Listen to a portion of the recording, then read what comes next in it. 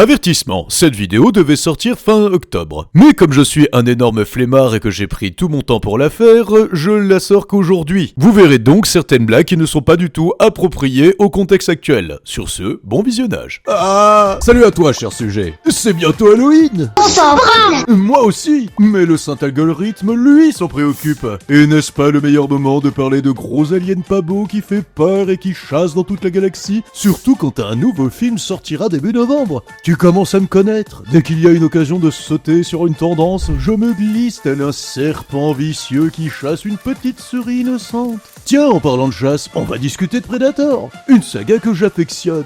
Tu veux un bonbon? Plus ou moins. Et on commence avec rien. On ne commencera pas tant que tu n'auras pas mis un like, un commentaire et que tu ne seras pas abonné à mon nénuphar.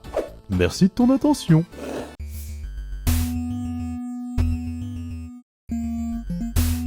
Predator, sorti en 1987 et réalisé par John McTiernan, le mec qui a fait Piège de cristal et À la poursuite d'Octobre Rouge. Donc déjà un CV en béton. Bon, en tant que trentenaire avec une calvitie qui rappelle la coupe de Vincent Lagaffe à l'époque du Big Deal, mais le scooter Mockstar l'avait volé. Je peux comprendre que les plus jeunes soient passés à côté de cette saga. Alors laisse-moi te rappeler le concept et l'histoire de Predator. La saga Predator parle d'une race alien appelée les Yautja. Cette race alien traque les plus grands prédateurs de toute la galaxie dans le but de collecter des trophées de chasse. L'histoire du film se déroule dans une forêt du Guatemala. Bon, ça a été réalisé au Mexique, mais les méchants ont un accent caliente.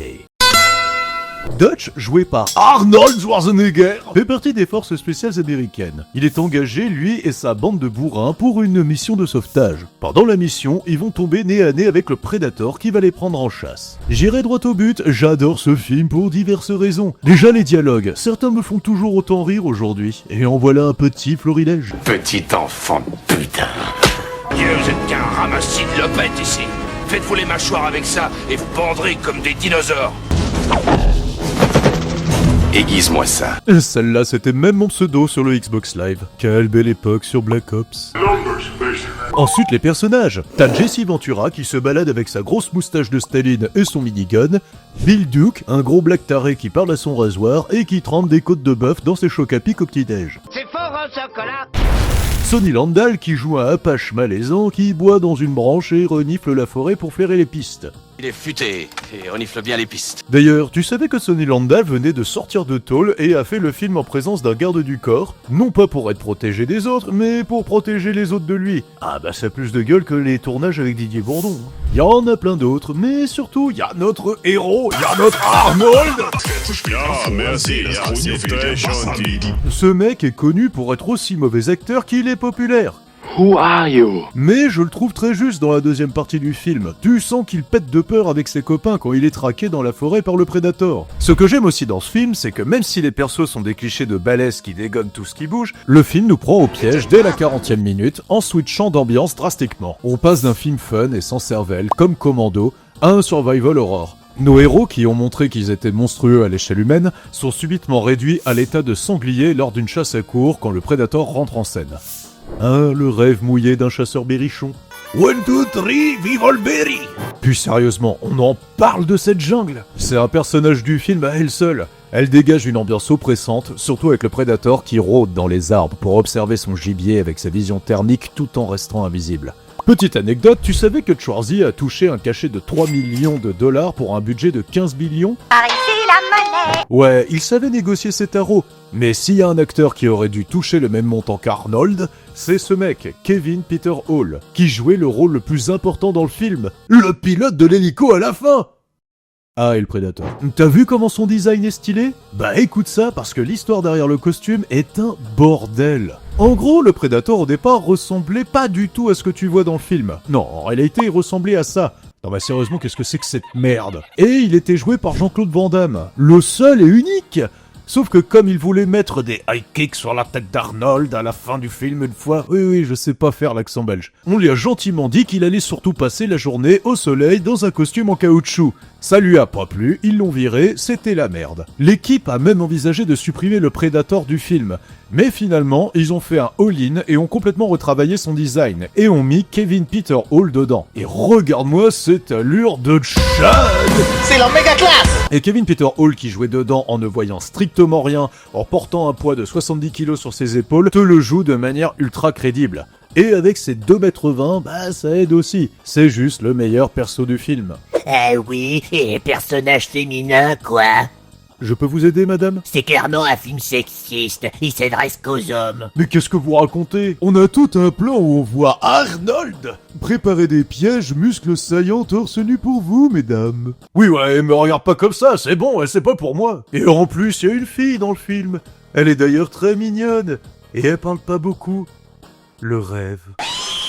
Bref, si vous l'avez pas vu, allez-y les yeux fermés. Il y a quelques scènes qu'on vieillit, d'accord, mais ce film est clairement un classique mêlant film d'action et horreur, ce qui est moins le cas de sa suite.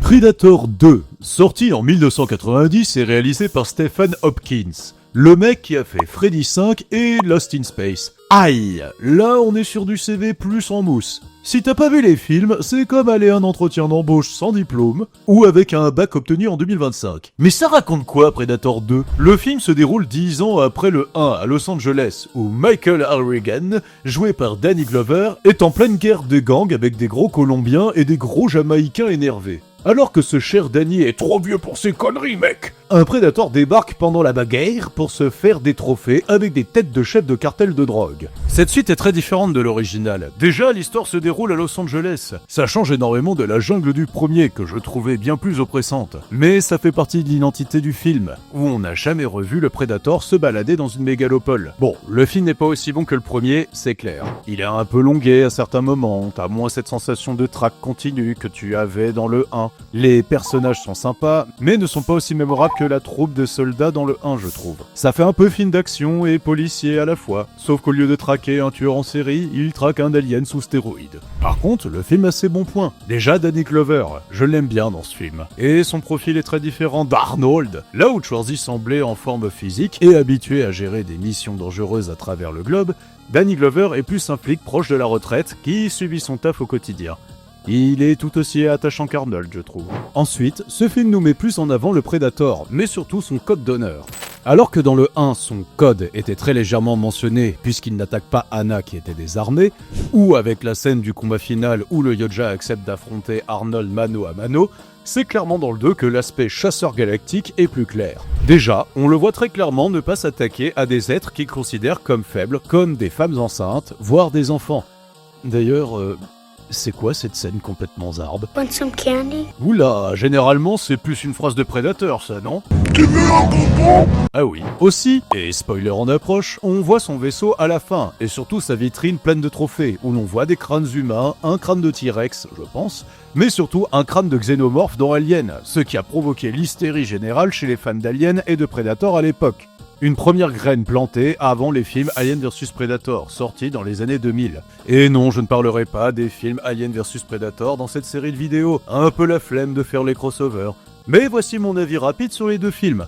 Le 1 est sympa, trop censuré pour rester interdit aux moins de 13 ans, mais la dernière demi-heure est vraiment géniale et porte le film vers le haut. Quant à Requiem, je ne l'ai pas vu et il est naze. Enfin, je me suis mal exprimé, je n'ai rien pu voir plutôt. Non mais sans déconner, qui s'est dit que c'était une bonne idée d'éteindre la lumière ? Fin du sujet. Enfin, que dire de la scène finale où Danny Glover reçoit en récompense un pistolet de 1715 de la part d'un Predator pour avoir vaincu un de ses congénères à la loyale. En une scène, tu comprends que les Predators ont déjà interréagi avec l'espèce humaine il y a plusieurs siècles de ça. Sur le flingue, il y a de graver le nom de Raphaël Andolini. Et ça, j'en parlerai dans ma vidéo sur Prêt, parce que putain, Disney a décanonisé un super comics et j'ai juste le seum pour ça. Bref, Predator 2 est une suite solide, différente du premier, mais qui apporte beaucoup au culte du Predator. Malheureusement, le film ne sera pas bien reçu à sa sortie, et il faudra attendre plus de 20 ans pour avoir une suite si on compte pas Alien vs Predator. Et accrochez-vous parce que j'ai des choses à dire sur cette suite.